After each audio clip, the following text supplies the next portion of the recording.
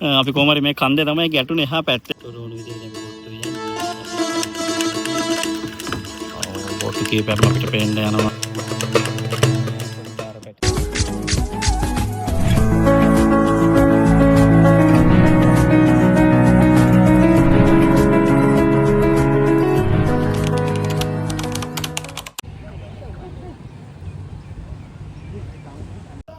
අපි දැන් free ෂොටල් area එකේ ඉන්නේ. මෙතනත් ලොන් ක්‍යුබ් එකක් තියෙනවා බස් වලට.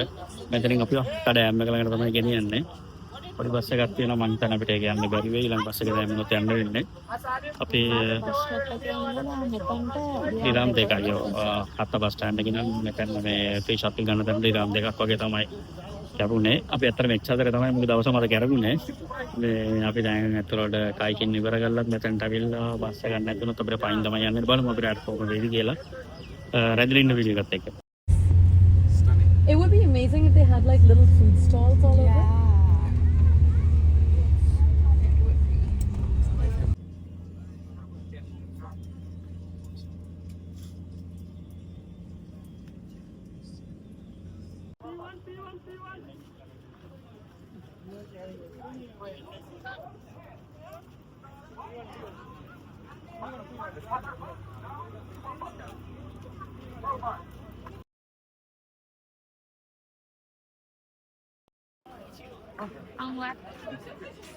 විනාඩි 20ක් විතර කිව් එකේ ඉඳලා ටිකට් එක ගත්තා.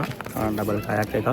අපිට ටෝකන් නම්බර් දුන්නා 49. පල්ලෙහාට ගිහලා බලාව 3:25යි අපිට පහටවත් බෝට් එක හමුන ලොකු දෙයක්. Oh බස් එක පල්ලෙහාට ගිහලා බලමු.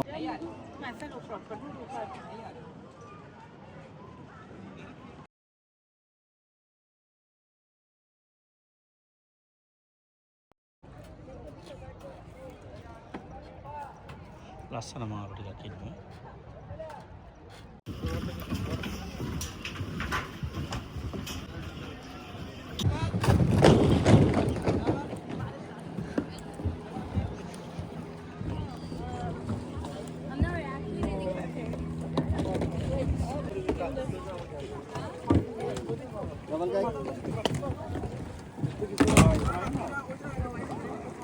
Paisarana na?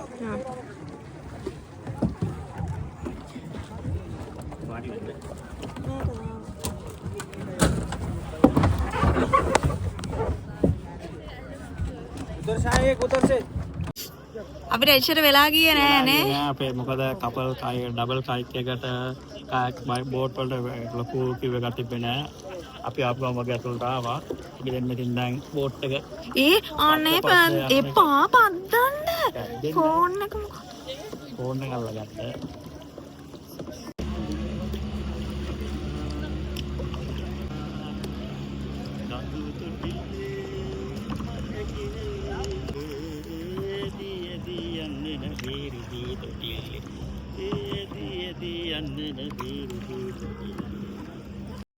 අපිට කිව්වා පැයකට වඩා ඉන්න වෙයි කියලා කිව්ව එකේ.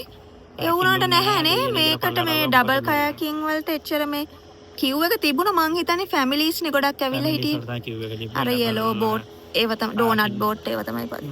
මයි හොඳ වතුර කූල් පාර කූල් වතුර එකක් තියෙන්නේ. ඇඟට හොඳයි සනීපයි.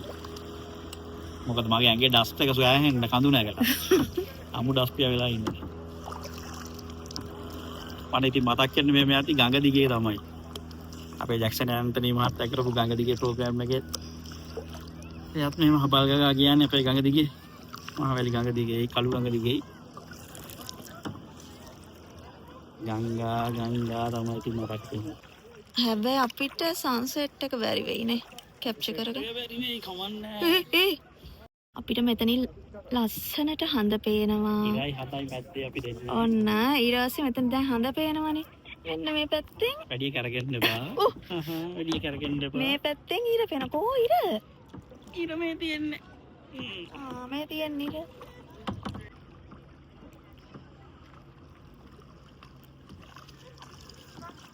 සම්පූර්ණයෙන්ම මගේ පාලනය තියෙන්නේ.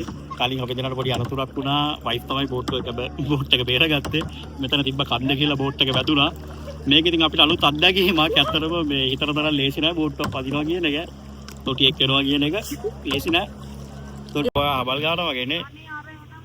නෑ යා කරකෝලයි. ඔයා හබල් ගන්න නැත්නම් අපි අහු වෙනවා.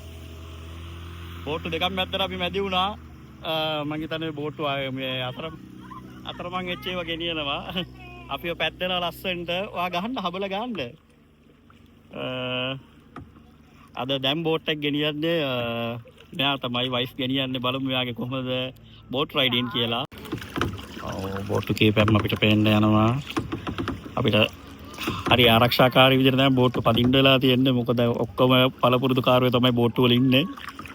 අපි කොහොම හරි මේ කන්දේ තමයි ගැටුනේ එහා පැත්තේ. දැන් අපි කන්දේ මෙහා පැත්තට ආවා.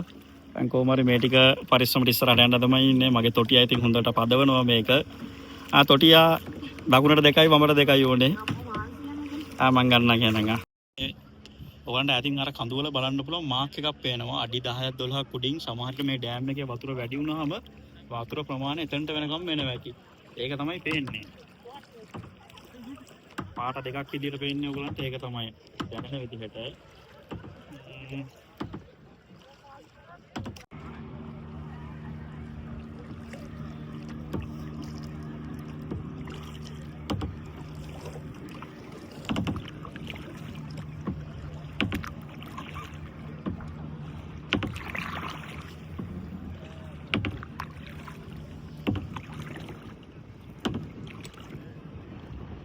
තොරවල විදිහට දැන් බෝට්ටු යන්නේ අපේ පාරෙන් මිදලා තියෙන්නේ. දැනකනක ගිහින් නපතින්නේ. ඒ පැත්තෙන් සන්සෙට් එක. සන්සෙට් එක උඩටයිනේ. සන්සෙට් එක බලන්න යමු එන. ඩෑම් එකේ තිගේ අපි යනවා සන්සෙට් එක බලන්න. ඔයාලත් එනවද? හොඳම ෆන් එකක් අපි දැන් ගන්නවා ඇත්තමයි. හරිම සතුටුයි. හබල අතට හුරු වෙන්න ඕනේ. හුරු වුණාට පස්සේ තමයි බෝට්ටුව නියමල ගෙනියන්න පුළුවන්. මං හිතලා දැන් මට ටිකක් පුරුදු වෙලා තියෙන්නේ කියලා. මේ පැත්තට යනවා තාම. ඔයාට මොකද හිතන්නේ? දැන් බෝට්ටුව හරව ගන්න ඕනේ මම පැත්තට. මගෙන් හෙල්ප් එකක් ඕනේද? එපා පපා මේ අංකෝ.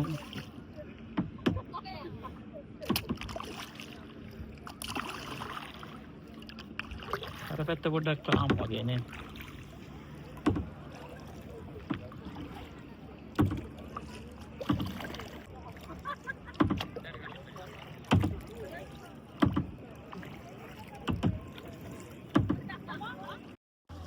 ඉර බැහැගෙන ගියා. අපි තාම ලේක් එකේ. තාම ගඟ මැද්ද ඉන්නේ. ටැප් එක මැද්ද ඉන්නේ. පට්ට හුලම් පාරක් යනවා. හරි සනීපයි. පොඩ්ඩක් නැවතට ඉන්න කියලා හිතුණා. ඒකයි ඉතින් බලමු. අනේ පොඩි තාර පැටියෙ. හබල ගහන්න.